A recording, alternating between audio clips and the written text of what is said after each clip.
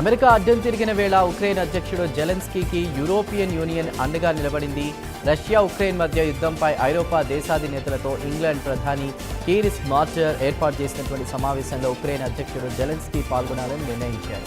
ఈ నేపథ్యంలో ఇంగ్లాండ్ ప్రధాని కీర్ స్టార్మర్తో ఉక్రెయిన్ అధ్యక్షుడు జెలెన్స్కీ సమావేశమయ్యారు. లండన్లోని 10 డౌనింగ్ స్ట్రీట్కు వెళ్లినటువంటి జెలెన్స్కీకి బ్రిటన్ ప్రధాని స్టార్మర్ స్వాగతం పలికారు. ఈ సందర్భంగా ఉక్రెయిన్కు బ్రిటన్ ప్రధాని స్టార్మర్ సంపూర్ణ మద్దతు ప్రకటించారు.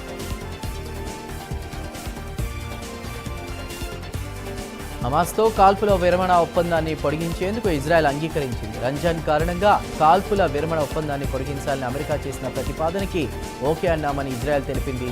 ఇజ్రాయెల్ హమాస్ల మధ్య తొలిదశ కాల్పుల విరమణ ఒప్పందం శనివారంతో ముగిసిన విషయం తెలిసిందే.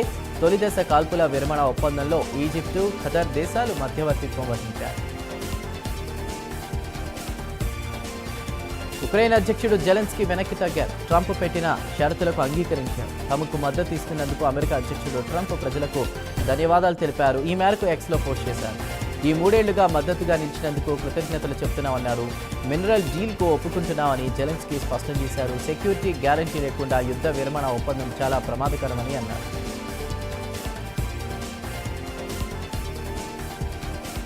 అక్రమ వలసలపై ఉక్కుపాదం మోపుతున్న అమెరికా అధ్యక్షుడు డొనాల్డ్ ట్రంప్ కీలక ప్రకటన చేశారు. కఠినమైన ఇమిగ్రేషన్ విధానాలతో అక్రమ వలసల సంఖ్య ఫిబ్రవరిలో చరిత్రలోనే అతి తక్కువ స్థాయికి చేరిందని ట్రంప్ తెలిపారు. ఇక్కడితో అమెరికాపై అక్రమ వలసదారుల దండయాత్ర ముగిసిందని సోషల్ మీడియా వేదికగా అభివర్ణించారు.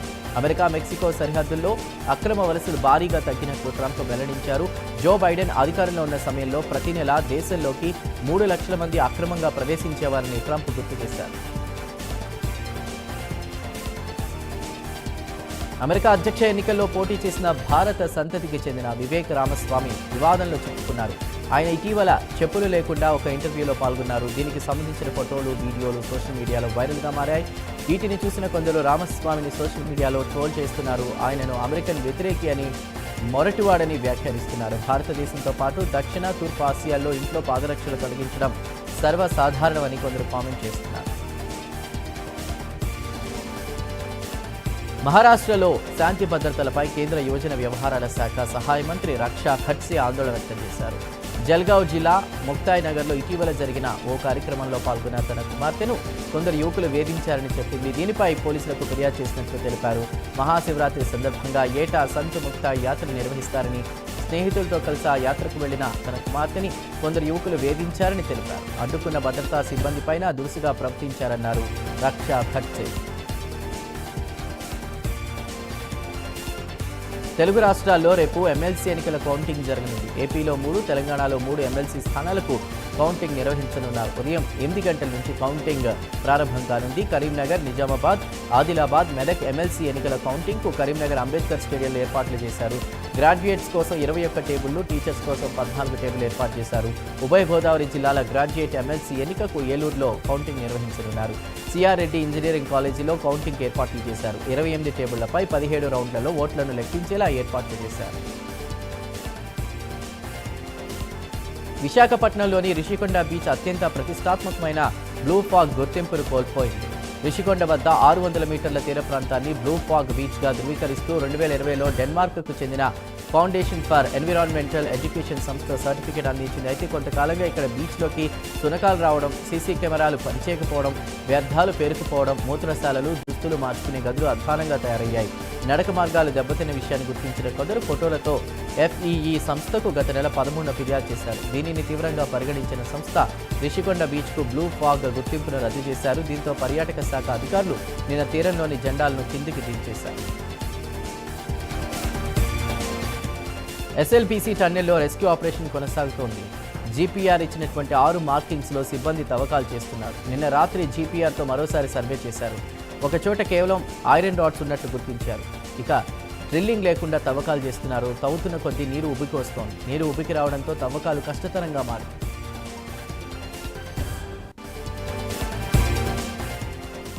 SLBC టన్నెల్లో రెస్క్యూ ఆపరేషన్కు అంతరాయం ఏర్పడుతోంది. టన్నెల్ కింద నుంచి నీరు వస్తూ ఉండడంతో సహాయక చర్యలకు ఆటంకంగా మారింది. దీంతో అమరాబాద్ అటవీ ప్రాంతంలో జియోలాజికల్ టీం సర్వే చేపట్టింది. టన్నెల్లోకి నీరు ఎక్కడి నుంచి వస్తుందో geological survey team అన్వేషిస్తోంది.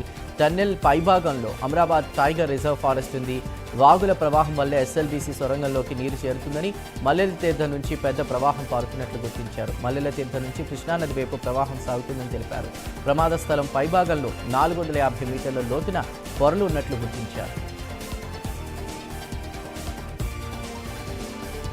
SLBC tunnel ప్రమాద స్థలాన్ని రేవంత్ రెడ్డి పరిశీలించారు. టన్నెల్ లోపలికి వెళ్లి రెస్క్యూ ఆపరేషన్ జరుగుతున్న తీరుపై ఆరా తీశారు. సహాయక చర్యలు ఏ విధంగా జరుగుతున్నాయో అధికారులు సీఎంకు వివరించారు. అనంతరం సహాయక చర్యలపై సీఎం సమీక్ష నిర్వహించారు. టన్నెల్లో ప్రమాదం, సహాయక చర్యలపై అధికారులు పవర్ పాయింట్ ప్రెజెంటేషన్ను ఇచ్చారు. ఎన్డీఏ పాలనలో భారత విమానయాన రంగంలో విప్లవాత్మక మార్పులు వచ్చాయని కేంద్ర మంత్రి కిషన్ రెడ్డి అన్నారు. స్వాతంత్ర్యం రాకముందు కూడా మామునూరు ఎయిర్పోర్ట్లో కార్యకలాపాలు జరిగేవని కిషన్ రెడ్డి తెలిపారు. అయితే తర్వాతి కాలంలో మామునూరు ఎయిర్పోర్టు కోసం ప్రజలు పోరాటాలు చేయాల్సిన పరిస్థితి వచ్చిందన్నారు. ఎట్టకేలకు ప్రధాని మోదీ, విమానయాన శాఖ మంత్రి రామ్మోహన్ నాయుడు అనుమతి ఇవ్వడంపై హర్షం వ్యక్తం చేశారు. వనపర్తిలో ప్రజాపాలన ప్రగతి బాట బహిరంగ సభలో పాల్గొన్న సీఎం రేవంత్ రెడ్డి పలు అభివృద్ధి కార్యక్రమాలకు శ్రీకారం చుట్టారు. 10 ఏళ్ల బీఆర్ఎస్ హయాంలో వనపర్తి అభివృద్ధిని పట్టించుకోలేదన్న సీఎం రేవంత్ రెడ్డి, కాంగ్రెస్ హయాంలో అభివృద్ధి జరిగిందన్నారు. కృష్ణా జలాల్లో ఎక్కువ భాగం నీళ్లు రాయలసీమకు తరలిపోవడానికి కేసీఆర్ కారణమన్న సీఎం రేవంత్ రెడ్డి, ఉమ్మడి పాలమూరు జిల్లాకు కేసీఆరే ద్రోహి అంటూ మండిపడ్డారు. ఎన్డీఏ నేతృత్వంలో మోదీ ప్రభుత్వం తెలంగాణపై వివక్ష చూపుతోందని విమర్శించారు. కేంద్ర మంత్రి కిషన్ రెడ్డి రాష్ట్రానికి ఏం తెచ్చారో చెప్పాలని నిలదీశారు. AICC Telangana in charge Meenakshi Natarajan party ప్రక్షాళనపై దృష్టి సారించారు. ఈ నెల 4 నుంచి పార్లమెంట్ నియోజకవర్గాల వారీగా సమీక్ష నిర్వహించనున్నారు. ఈ నెల 4వ తేదీన మెదక్, మల్కాజ్గిరి పార్లమెంటు నియోజకవర్గాలపై సమీక్ష నిర్వహించనున్నారు. అదేవిధంగా ఎమ్మెల్సీ ఆశావహులను కలవనున్నారు. కాంగ్రెస్ సీనియర్ నేత విహెచ్తో జరిగిన సమావేశంపై మీనాక్షి ఆరా తీశారు. బీసీల కులగణనపై విమర్శలు, మున్నూరు కాపుల బహిరంగ సభ పెట్టాలని నిర్ణయించడంపై అసంతృప్తి వ్యక్తం చేసినట్టు తెలుస్తోంది. ప్రతిపక్ష నేతలను పిలిచి ప్రభుత్వంపై విమర్శలు చేయడం సరికాదని మీనాక్షి నటరాజన్ అన్నట్లు సమాచారం. వనపర్తిలో ప్రజాపాలన ప్రగతి బాట బహిరంగ సభలో పాల్గొన్న సీఎం రేవంత్ రెడ్డి పలు అభివృద్ధి కార్యక్రమాలకు శ్రీకారం చుట్టారు. వనపర్తిలోనే తాను విద్యను అభ్యసించానని, రాజకీయ పరిజ్ఞానం పెంచుకున్నానని సీఎం రేవంత్ రెడ్డి అన్నారు. బీఆర్ఎస్ హయాంలో వనపర్తి అభివృద్ధిని పట్టించుకోలేదని, కాంగ్రెస్ హయాంలోనే అభివృద్ధి జరిగిందన్నారు. కృష్ణా జలాల్లో ఎక్కువ భాగం నీళ్లు రాయలసీమకు తరలిపోవడానికి కేసీఆర్ కారణమన్న సీఎం రేవంత్ రెడ్డి, ఉమ్మడి పాలమూరు జిల్లాకు కేసీఆరే ద్రోహి అంటూ మండిపడ్డారు. ఎన్డీఏ నేతృత్వంలోని మోదీ ప్రభుత్వం తెలంగాణ రాష్ట్రంపై వివక్ష చూపుతోందని విమర్శించారు. వరంగల్ ఎయిర్పోర్ట్ కోసం ఎంతో కాలంగా చర్చలు జరిగాయని విమానయాన శాఖ మంత్రి రామ్మోహన్ నాయుడు అన్నారు. ఎయిర్పోర్ట్కు అనుమతి ఇవ్వడం అదృష్టంగా భావిస్తున్నానని రామ్మోహన్ నాయుడు అభిప్రాయాన్ని వ్యక్తం చేశారు. ఇక వరంగల్ ఎయిర్పోర్ట్తో స్థానికులకు ఉపాధి అవకాశాలు లభిస్తాయని అన్నారు. పోసాని కేసులో ఏపీ హైకోర్టును సజ్జల భార్గవరెడ్డి ఆశ్రయించారు. ముందస్తు బెయిల్ పిటిషన్ దాఖలు చేశారు. పోసాని స్టేట్మెంట్ ఆధారంగా ఆయన్ను అరెస్ట్ చేస్తారని ప్రచారం జరుగుతోంది. ఈ క్రమంలోనే హైకోర్టును సజ్జల భార్గవరెడ్డి ఆశ్రయించారు. మంగళవారం విచారణకు వచ్చే అవకాశం ఉంది. ఏపీలో టీచర్ల బదిలీలకు సంబంధించి ముసాయిదా విడుదలైంది. ఒకే చోట 8 ఏళ్ల సర్వీస్ పూర్తి చేసుకున్న టీచర్లు, 5 ఏళ్ల సర్వీస్ పూర్తి చేసుకున్న హెడ్ మాస్టర్లకు బదిలీ తప్పనిసరిగా ఉండనుంది. 4 కేటగిరీలుగా ఉపాధ్యాయుల విభజన జరిగింది. ఈ నెల 7లోగా ఆన్లైన్లో సలహాలు, సూచనలు పంపాలని విద్యాశాఖ స్పష్టం చేసింది. కొత్త విద్యా సంవత్సరం ప్రారంభమయ్యేలోపు బదిలీ ప్రక్రియను ప్రభుత్వం పూర్తి చేయనుంది. AP deputy speaker Raghuramakrishnaraju custodial torture కేసులో పోలీసులు దూకుడు పెంచారు. ఇప్పటికే ఈ కేసులో పలువురిని విచారించారు. డీఐజీగా పనిచేసినటువంటి సునీల్ నాయక్ను రేపు ప్రశ్నించనున్నారు. డీఐజీ విచారణ అనంతరం A2, A4లను విచారించే అవకాశం ఉంది. ఈ కేసులో A2గా అప్పటి అదనపు డీజీ సీతారామాంజనేయులు, A4గా మాజీ సీఎం వైఎస్ జగన్మోహన్ రెడ్డి ఉన్నారు. వీరిద్దరిలో నెక్స్ట్ ఎవరిని విచారిస్తారనేది ఆసక్తికరంగా మారింది. హైదరాబాద్ ఎల్బీ స్టేడియంలో శ్రీ భక్త రామదాస్ జయంతి నిర్వహించారు. ఈ ఉత్సవాలకు డిప్యూటీ సీఎం బట్టి విక్రమార్క హాజరయ్యారు. Deputy CM బట్టికి Telangana Sangeet Natak academy chairperson Alekhya ఘన స్వాగతం పలికారు. కళలను రాష్ట్ర ప్రభుత్వం ప్రోత్సహిస్తుందని బట్టి అన్నారు. గద్దర్ పేరుతో ఏటా కళాకారులకు అవార్డులను కూడా అందిస్తున్నామని అన్నారు. ఏపీ సిఐడి మాజీ డీజీ పివి సునీల్ కుమార్ పై సస్పెన్షన్ వేటు పడింది. సునీల్ కుమార్ను సస్పెండ్ చేస్తూ ప్రభుత్వ ప్రధాన కార్యదర్శి ఉత్తర్వులు జారీ చేశారు. ట్రావెల్ ప్లాన్కు విరుద్ధంగా విదేశాల్లో ఉన్నారని ఆరోపణ రావడంతో ప్రభుత్వం విచారణ జరిపింది. ప్రాథమిక సాక్ష్యాధారాలు ఉన్నట్లు నిర్ధారణ కావడంతో సునీల్ కుమార్ను సస్పెండ్ చేశారు. అనకాపల్లి జిల్లాలో ఉద్యోగాల పేరిట నిరుద్యోగులకు ఓ వైసీపీ నేత కుచ్చుటోపి పెట్టారు. ఉద్యోగాలు ఇప్పిస్తానని చెప్పి నిరుద్యోగుల వద్ద వైసీపీ నేత అల్లంపల్లి ఈశ్వర్రావు డబ్బులు వసూలు చేశారు. దీంతో మోసపోయామని తెలుసుకున్న బాధితులు పోలీసులకు ఫిర్యాదు చేశారు. పోలీసులు కేసు నమోదు చేసి అల్లంపల్లి ఈశ్వర్రావును అరెస్ట్ చేశారు. సీఎం చంద్రబాబు నాయుడు ఉయ్యూరులో మాజీ ఎమ్మెల్సీ వైబీబీ రాజేంద్ర ప్రసాద్ కుమార్తె స్నేహ నిశ్చితార్థానికి హాజరయ్యారు. మంత్రి కొలుసు పార్థసారథి, ఏపీఎస్ఆర్టీసీ చైర్మన్ కొనకళ్ల నారాయణరావు, మాజీ మంత్రి దేవినేని ఉమా తదితరులు సీఎం చంద్రబాబుకు ఘనంగా స్వాగతం పలికారు.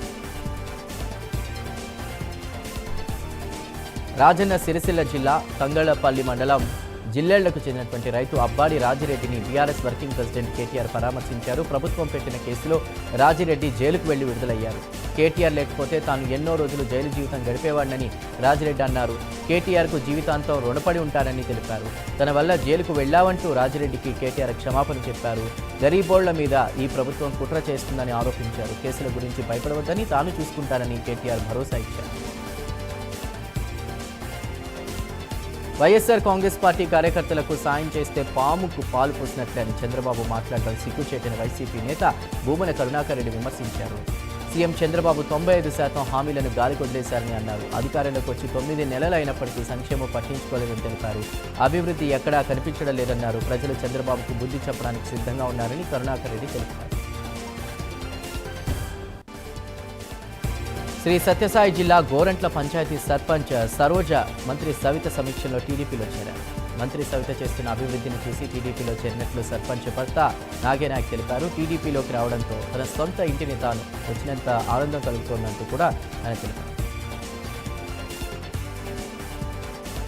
ఈ నెల 14వ తేదీన జరగనున్న జనసేన పార్టీ ఆవిర్భావ సభను జయప్రదం చేయాలని గుంటూరు జిల్లా జనసేన పార్టీ అధ్యక్షుడు గాదే వెంకటేశ్వరరావు పిలుపునిచ్చారు.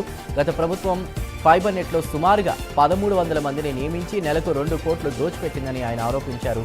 కూటమి ప్రభుత్వం అధికారంలోకి రాగానే పవన్ కళ్యాణ్ ఫైబర్ నెట్ ఉద్యోగుల ప్రవర్తన మార్చుకోవాలని హెచ్చరించారని తెలిపారు. అధికారులు ప్రభుత్వంలో భాగస్వాములు అయ్యి రాష్ట్ర అభివృద్ధికి పాటుపడాలని గాదే వెంకటేశ్వరరావు కోరారు. రేపు కరీంనగర్లో ఎమ్మెల్సీ ఎన్నికల ఓట్ల లెక్కింపు జరగనుంది. నగరంలోని అంబేద్కర్ ఇండోర్ స్టేడియంలో రేపు ఉదయం 8 గంటలకు కౌంటింగ్ మొదలు కానుంది. ఇందుకోసం అధికారులు అన్ని ఏర్పాట్లు పూర్తి చేశారు. మొత్తం 35 టేబుళ్లపై ఓట్ల లెక్కింపు జరగనుంది. ఓట్ల లెక్కింపు కోసం మొత్తం 800 మంది సిబ్బంది విధుల్లో పాల్గొనున్నారు. వ్యూస్ కోసం ఓ యూట్యూబర్ అత్యుత్సాహాన్ని ప్రదర్శించాడు. చివరకు పోలీస్ కేసులో ఇరుక్కున్నాడు. బిఆర్ అంబేద్కర్ కోనసీమ జిల్లా అమలాపురంలో యూట్యూబర్ నిర్వాహకంపై బాలయోగి స్టేడియం నిర్వాహకులు ఫైర్ అవుతున్నారు. గోల్డ్ హంట్ పేరిట స్టేడియంలో ఆదిత్య ఓ కార్యక్రమాన్ని నిర్వహించాడు. స్టేడియం భూమిలో గోల్డ్, సిల్వర్ వస్తువులు, ఇయర్ బడ్స్ దాచి ఉంచాడని, అవి ఎవరికి దొరికినా సొంతం చేసుకోవచ్చని ఇన్స్టాలో ప్రకటించాడు. ప్రకటన చూసిన ఆదిత్య ఫాలోవర్స్ తండోపతండాలుగా స్టేడియం వద్దకు పరుగులు తీశారు. వస్తువులు దొరికిన వారికి ఆదిత్య బహుమతులు అందజేశాడు. అయితే ఆదిత్య తీరుపై స్టేడియం నిర్వాహకులు మండిపడుతున్నారు. సీఎం రేవంత్ రెడ్డిపై BJP MP Raghunandan Rao fire అయ్యారు. పాలనపై ఆయనకు పట్టు లేదన్నారు. సీఎంపై కాంగ్రెస్ నేతలకే విశ్వాసం లేదని రఘునందన్ విమర్శించారు. వైసీపీపై బీజేపీ రాష్ట్ర అధికార ప్రతినిధి భానుప్రకాష్ రెడ్డి ఫైర్ అయ్యారు. కూటమిని విమర్శించే నైతిక హక్కు వైసీపీకి లేదన్నారు. అసెంబ్లీలో మాజీ సీఎం జగన్ ప్రతిపక్ష హోదా కావాలని అడగడం హాస్యాస్పదంగా ఉందని ఆయన అన్నారు. పోసాని కృష్ణమురళి లాంటి వ్యక్తులతో కూటమిని తిట్టించడమే మాజీ సీఎం జగన్ పనిగా పెట్టుకున్నారని భానుప్రకాష్ రెడ్డి విమర్శించారు. కూటమి ప్రభుత్వం అభివృద్ధి లక్ష్యంగా ముందుకు సాగుతుందని చీపురపల్లి ఎమ్మెల్యే కళా వెంకట్రావు అన్నారు. పూర్తి స్థాయిలో ప్రజారంజక బడ్జెట్ను కూటమి ప్రభుత్వం ప్రవేశపెట్టిందన్నారు. అలాగే సీఎం చంద్రబాబు ఇరిగేషన్కు పెద్దపీట వేశారని ఎమ్మెల్యే కళా వెంకట్రావు తెలిపారు.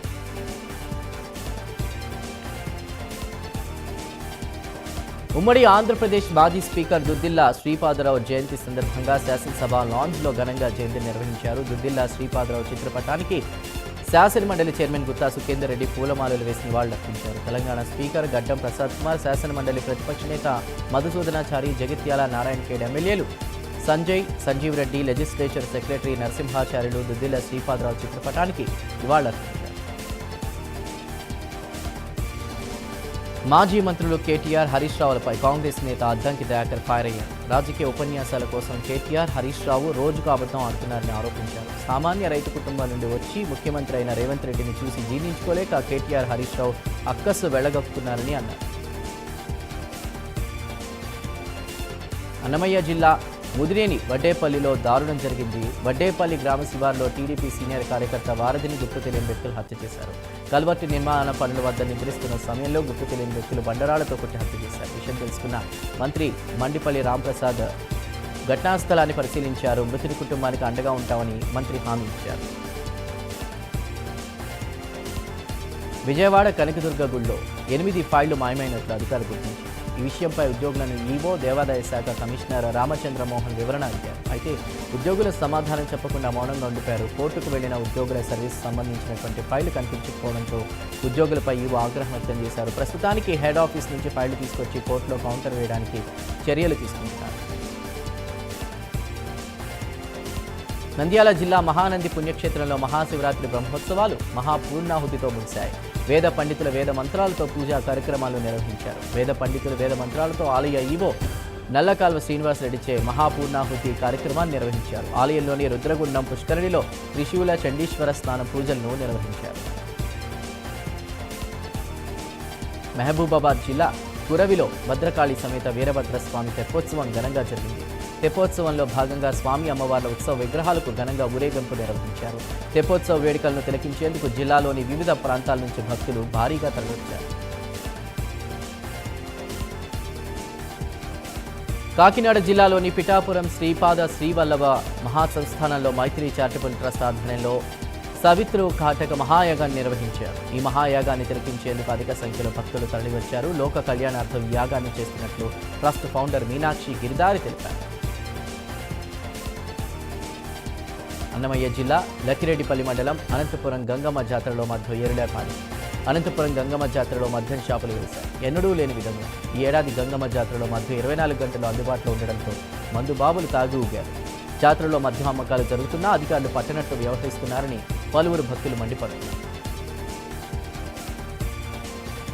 నిజామాబాద్ జిల్లా ఆలూరు మండలం దేగం గ్రామంలో కత్తులతో దాడి కలకలం రేపింది. నాగరాజ్ అనే యువకుడిపై అదే గ్రామానికి చెందిన కొందరు వ్యక్తులు కత్తులతో దాడి చేశారు. 2 ఏళ్ల క్రితం తమ కుటుంబాన్ని కుల బహిష్కరణ చేశారని బాధితులు తండ్రి వాపోయారు. ఆ పాత కక్షలతోనే దాడి చేశారని పోలీసులకు నాగరాజ్ ఫిర్యాదు చేశారు. తీవ్ర గాయాల పాలైన నాగరాజు ప్రస్తుతం ఆసుపత్రిలో చికిత్స పొందుతున్నాడు. పోలీసులు వివరాలు సేకరించి కేసు నమోదు చేసి దర్యాప్తు చేస్తున్నారు. సూర్యాపేట జిల్లా మొగ్గాయిగూడెంలో రైతులందరిది ఒకటే కన్నీటి కాదు. నీళ్లు లేక ఎండిపోతున్న పంట చేలను చూసి ఆవేదన వ్యక్తం చేస్తున్నారు. రైతుల ఆత్మహత్యలకు ప్రభుత్వమే కారణమంటూ ఆగ్రహం వ్యక్తం చేస్తున్నారు. తమ మొర ఆలకించండంటూ రైతులు రోడ్డెక్కారు. రైతులకు ఎస్ఆర్ఎస్పీ నీళ్లు అందించాలంటూ డిమాండ్ చేస్తున్నారు. నీళ్లు లేక పంట ఎండిపోతోందని, దీంతో పశువులు పొలాల్లో పడి ధ్వంసం చేస్తున్నాయని మాపోతున్నారు. వెంటనే పొలాలకు ఎస్ఆర్ఎస్పీ నీళ్లు విడుదల చేయాలని డిమాండ్ చేస్తున్నారు. ఎండిపోయిన పొలాలకు ఎకరాకు 30,000 రూపాయల పరిహారం చెల్లించాలని కోరుతున్నారు. అన్నదాతల పట్ల ప్రభుత్వం నిర్లక్ష్య వైఖరి వీడి ఎండిపోయిన పొలాలకు ప్రభుత్వం సర్వే చేయించాలని విజ్ఞప్తి చేస్తున్నారు. ఎండవేడికి నడి రోడ్డుపై ఎలక్ట్రికల్ బైక్ తగలబడిపోయింది. ఈ ఘటన కోనసీమ జిల్లా రావులపాలెంలో చోటు చేసుకుంది. పెద్దిరెడ్డి అనే వ్యక్తి రోడ్డుపై బైక్ని పార్క్ చేసి ఓ దుకాణానికి వెళ్లారు. ఇంతలో పెద్ద శబ్దంతో బైక్ పేలి మంటలు ఎగిసిపడ్డాయి. మంటల దాటికి స్థానికులు భయాందోళనతో పరుగులు తీశారు. మంటల్లో బండి పూర్తిగా కాలిపోయింది. ఎవరికి ఎలాంటి ప్రాణ నష్టం జరగకపోవడంతో స్థానికులు ఊపిరి పీల్చుకున్నారు. కర్నూలు జిల్లా పోలకల్ గ్రామంలో విషాదం నెలకొంది. ఆసుపత్రిలో చికిత్స పొందుతూ 8వ తరగతి విద్యార్థిని ప్రాణాలు కోల్పోయింది. గత నెల ఫిబ్రవరి 28న పాఠశాలలో సైన్స్ డే నిర్వహించారు. విద్యార్థులు ఉపాధ్యాయులంతా కలిసి సైన్స్ డేకి సంబంధించిన కార్యక్రమాల్లో మునిగిపోయారు. ఆ సమయంలో విద్యార్థులంతా చెట్టు కిందే ఉన్నారు. అప్పుడే గాలి ఎక్కువగా వీచడంతో చెట్టు కూలి విద్యార్థులపై పడింది. ఘటనలో 8 మంది విద్యార్థులకు గాయాలయ్యాయి. శ్రీలేఖ అనే విద్యార్థికి తీవ్ర గాయాలు కావడంతో ఆసుపత్రికి తరలించారు. చికిత్స పొందుతూ ఇవాళ ప్రాణాలు కోల్పోయింది. కుమార్తె మరణంతో తల్లిదండ్రులు కుప్పకూలిపోయారు. అన్నమయ్య జిల్లా కురబలకోట మండలం చెట్టు గ్రామంలో వృద్ధుడిపై సోదరుడి కోడలు విషప్రయోగం చేసింది. వృద్ధుడు సుగాలి చిన్న బిడ్డకు విషం తాగించి చంపడానికి ప్రయత్నించడంతో కుటుంబ సభ్యులు బాధితుడిని మదనపల్లి ఆసుపత్రిలో చేర్చారు. వృద్ధుడు సుగాలి చిన్న బిడ్డ చెందినటువంటి 35 సెంట్ల భూమిని ఆయనకు తెలియకుండా సోదరుడి కోడలు శారదాబాయ్ పాస్బుక్ చేయించుకున్నారని కుటుంబ సభ్యులు ఆరోపిస్తున్నారు. ఆ విషయం అడగడానికి వెళ్లిన వృద్ధుడు చిన్న బిడ్డపై విషప్రయోగం చేసిన వారిపై చర్యలు తీసుకోవాలని కుటుంబ సభ్యులు డిమాండ్ చేస్తున్నారు. హైదరాబాద్ బాలాపూర్ చౌరస్తాలో హైడ్రా అధికారులకు వ్యతిరేకంగా తెలంగాణ అవుట్డోర్ మీడియా అసోసియేషన్ ఆధ్వర్యంలో ఆందోళన ప్రారంభమైంది. బాలాపూర్ చౌరస్తాలో అనుమతులు ఉన్నటువంటి హోర్డింగ్లను తొలగిస్తున్నారని హైడ్రా అధికారులను తెలంగాణ అవుట్డోర్ మీడియా అసోసియేషన్ సభ్యులు అడ్డుకున్నారు. ఎలాంటి నోటీసులు ఇవ్వకుండా ఎలా తొలగిస్తారని తెలంగాణ అవుట్డోర్ మీడియా అసోసియేషన్ సభ్యులు ప్రశ్నించారు. హైకోర్టు ఆదేశాలను హైడ్రా అధికారులు ధిక్కరిస్తున్నారని ఆగ్రహం వ్యక్తం చేశారు. ఉమ్మడి నెల్లూరు జిల్లాలో అఘోరి హల్చల్ చేసింది. చుట్టుగుంట జాతీయ రహదారిపై రైతులను భయాందోళనకు గురి చేసింది. మదనపల్లి నుంచి పిఠాపురానికి లారీలో రైతులు ఎద్దులను తీసుకెళ్తున్నారు. లారీని ఆపి మరి అఘోరి హడావిడి చేసింది. రైతులమని చెప్పినా కూడా వినకుండా నోటికి పది చెప్పింది. సనాతన ధర్మంలో భాగంగానే అక్రమ రవాణాను అడ్డుకున్నానని అఘోరి తెలిపింది. హైదరాబాద్లోని కేబీఆర్ పార్క్ చుట్టూ నిర్మాణ కార్యకలాపాలను నిలువరించాలని కోరుతూ కాంగ్రెస్ నేత సినీ నటుడు అల్లు అర్జున్ మామ చంద్రశేఖర్ రెడ్డి హైకోర్టులో పిటిషన్ దాఖలు చేశారు. ఇప్పటికే ఈ ప్రాజెక్టును వ్యతిరేకిస్తూ కోర్టులో 4 పిటిషన్లు పెండింగ్లో ఉన్నాయి. అయితే ఈ విస్తరణ ప్రాజెక్టులో తన ఇంటిని సంరక్షించాలని కోరుతూ ఇదివరకే ప్రజావాణిలో చంద్రశేఖర్ రెడ్డి దరఖాస్తు చేశారు. కానీ ప్రభుత్వం నుంచి ఎలాంటి స్పందన రాకపోవడంతో హైకోర్టులో పిటిషన్ దాఖలు చేశారు. నంద్యాల జిల్లా శ్రీశైలంలో నకిలీ టికెట్లు కలెక్టర్ రేపారు. ఫిబ్రవరి 14న శ్రీశైలం మల్లన్న దర్శనానికి వచ్చిన భక్తులకు కొంతమంది కేటుగాళ్లు నకిలీ టికెట్లు అమ్మారు. ఇక స్పర్శ దర్శనం టికెట్లు ఇస్తామని చెప్పి కొందరు వేల రూపాయలను కాజేశారు. నకిలీ టికెట్లు తీసుకుని సదరు భక్తులు క్యూలైన్లో నిలబడ్డారు. అయితే టికెట్లు స్కానింగ్ కాకపోవడంతో భక్తులను ఆలయ సిబ్బంది ఆపేసి అవి ఫేక్ టికెట్స్గా తేల్చారు. దీంతో భక్తులు దేవస్థానం chief security officer Madhusudan Reddy పోలీసులకు ఫిర్యాదు చేశారు. పెద్దపల్లి జిల్లా Ramagundam fertilizers and chemicals limited కర్మాగారంలో ఫిబ్రవరి నెలలో 139,000 మెట్రిక్ టన్నుల యూరియా ఉత్పత్తి జరిగిందని ఆర్ఎఫ్సిఎల్ జీఎం ఉదయ్ రాజహంస తెలిపారు. ఉత్పత్తి అయినటువంటి neem coated urea Telangana, Andhra Pradesh, Karnataka, Maharashtra, Tamil Nadu, Chhattisgarh, Madhya Pradesh రాష్ట్రాలకు సరఫరా చేస్తున్నామని ఉదయ్ రాజహంస తెలిపారు. ములుగు జిల్లా ఏటూరు నాగారంలో జాతీయ రహదారి అందుబాటులోకి వచ్చింది. 25 ఏళ్ల తర్వాత గేట్లను అధికారులు తీశారు. 2001లో ఏటూరు నాగారం పిఎస్పై మావోయిస్టులు దాడికి పాల్పడ్డారు. ఘటనలో 5గురు మృతి చెందారు.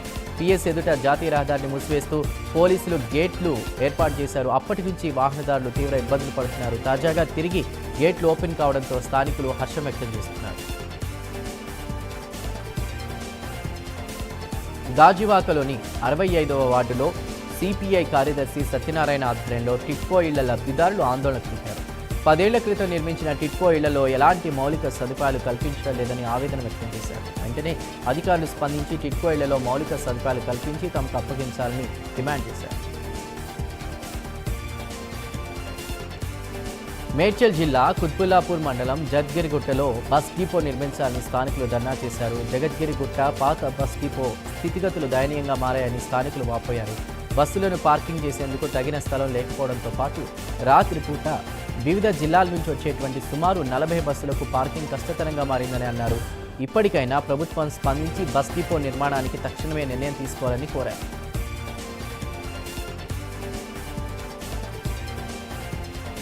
పసికందులను ఎత్తుకెళ్లే ముఠాను విజయవాడ పోలీసులు అరెస్ట్ చేశారు. పసిపిల్లలను ఎత్తుకెళ్లి వారిని లక్షల రూపాయలకు అమ్ముతున్న ఓ లేడీ ముఠాను పోలీసులు అదుపులోకి తీసుకున్నారు. నిందితులను సరోజిని, షేక్ ఫరీనా, సైదాబి, కరుణశ్రీ, శిరీషగా గుర్తించారు. ఇప్పటి వరకు 7గురు శిశువులు కిడ్నాప్ అయ్యారు. వీరిలో 3గురిని పోలీసులు రక్షించారు. నిందితుల వద్ద నుంచి 4 లక్షల రూపాయలను స్వాధీనం చేసుకున్నారు.